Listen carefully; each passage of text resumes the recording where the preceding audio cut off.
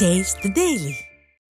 சென்னையில் பெய்த மழையால் தியாகராய நகர் வடக்கு உஸ்மான் சாலையில் மழைநீர் குளம் போல் தேங்கி உள்ளதால் பொதுமக்கள் கடும் அவதியடைந்தனர். மழையால் தியாகராய நகர் பகுதியில் உள்ள வடக்கு உஸ்மான் சாலையில் மழைநீர் குளம் போல் தேங்கி உள்ளது. திறனற்ற திமுக அரசு மழைநீர் வடிவதற்கான மழைநீர் வடிகால் வாய்களை முறையாக அமைக்காததால் ஆங்காங்கே மழைநீர் தேங்கி நிற்பதாக பொதுமக்கள் குற்றம் சாட்டியுள்ளனர். மேலும் தேங்கி உள்ள மழைநீரில் வாகன ஓட்டிகளும் பொதுமக்களும் செல்ல முடியாமல் கடும் அவதி அடைந்தனர்.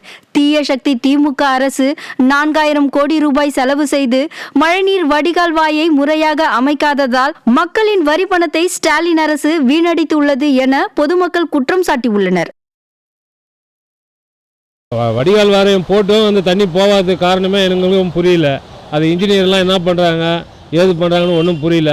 அதுக்கு உண்டான மாற்று வழியும் நாங்கள் சொல்கிறோம், அதையும் கேட்டு தொலைய மாட்டேன்றாங்க.